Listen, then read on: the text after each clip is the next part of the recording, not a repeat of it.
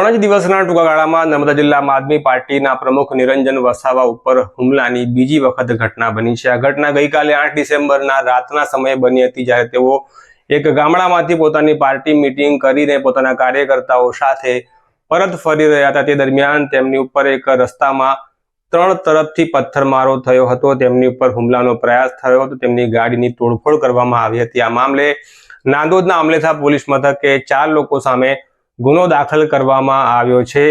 પરંતુ આજે નર્મદા આમ આદમી પાર્ટીના જે પ્રમુખ છે નિરંજન વસાવા, તેમણે નર્મદા એસપી ને મળીને રજૂઆત કરી હતી અને ત્યારબાદ તેમણે મીડિયા સાથે વાત કરી છે। જો આ વિડીયો। વૈષ્ણવજન તો તેને કહીએ જે પીડ પરાઈ જાનાને રે। આજે અમે નર્મદા એસપી સાહેબશ્રીને મળવા આવ્યા, કેમ કે આજે તમે જો 2 થી 3 જ દિવસમાં અમારી પર આજે ઘટનાઓ થઈ છે, પથ્થરમારો થયો છે। બુટલેગરો જે ભારતીય જનતા પાર્ટીના ઈશારે ક્યાંક ને ક્યાંક આ બુટલેગરો દ્વારા આવા હુમલાઓ કરવામાં આવે છે।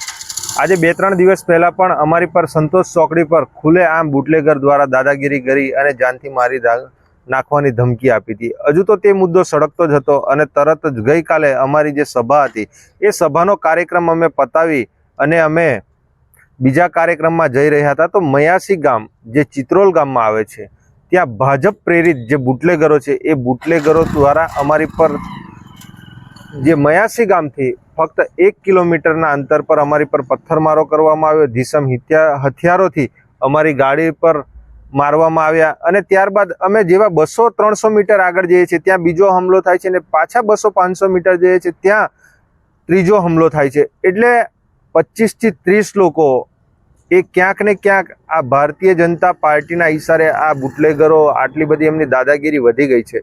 આજે અમે એક નર્મદા જિલ્લાના એક રાષ્ટ્રીય પાર્ટીના પ્રમુખ છે જિલ્લાના, જો અમારી પર જો આટલા ગંભીર અને આવા હુમલાઓ થતા હોય તો આમ જનતાનું તો શું। એટલે આજે જે નર્મદા જિલ્લાના જે વડા છે એમને અમે મળવા આવ્યા કે જો આજે અમારી જો સુરક્ષા અને અમારી જો સલામતી ના હોય તો આજે આમ જનતાનું તો શું।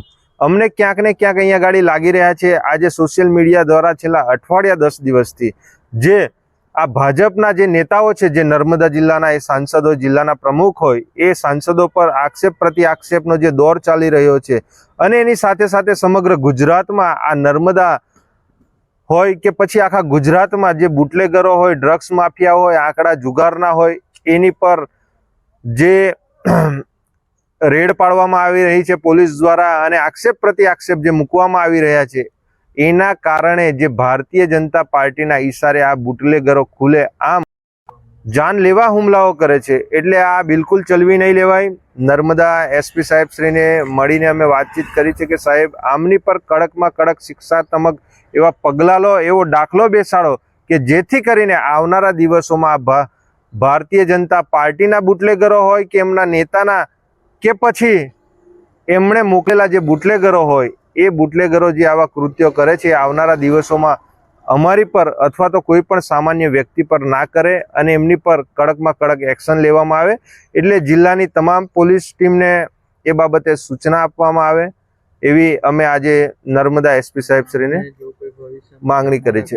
અને આવનારા દિવસોમાં જો અમારી પર કોઈ પણ જાતનો હુમલો થશે, કોઈ પણ જાતની ઈજા થશે કે કોઈ પણ જાતનું બીજું કંઈ અમારી પર નુકસાન થશે કે અમારા કાર્યકર્તા પર પણ કંઈ થશે તો આ જે ભાજપ પ્રેરિત જે બુટલેગરો છે અને એની સાથે સાથે જે આ સોશિયલ મીડિયા દ્વારા જે આ આક્ષેપ પ્રતિ આક્ષેપનો જે દોર ચાલી રહ્યો છે એ તમામ ભારતીય જનતા પાર્ટીના એ જિલ્લાના પ્રમુખ હોય, એ નેતાઓ હોય, એમની સંપૂર્ણ જવાબદારી રહેશે। કે પોલીસ રક્ષણની માંગ કરી છે પોલીસ પાસે? અમે એસપી સાહેબને કીધું છે કે અમને પોલીસ રક્ષણ પણ આપવામાં આવે। આજે અમે રાષ્ટ્રીય પાર્ટીના અને નર્મદા જિલ્લાના પ્રમુખ છે, જો અમારી પર જ આવી રીતે 2 દિવસમાં આવી ગંભીર ઘટનાઓ થઈ છે, અમારી જે આ ફોર્ચ્યુનર ગાડી છે એ ગાડી પર આજે એવા ઘા છે કે આખી જે દરવાજાની જે બાજુમાં છે એ આખી પ્લેટ ફાડી નાખવામાં આવી છે। તો એવા ભીષણ હથિયારોથી આ હુમલાઓ કરવામાં આવ્યા છે, પથ્થરમારો કરવામાં આવ્યો છે।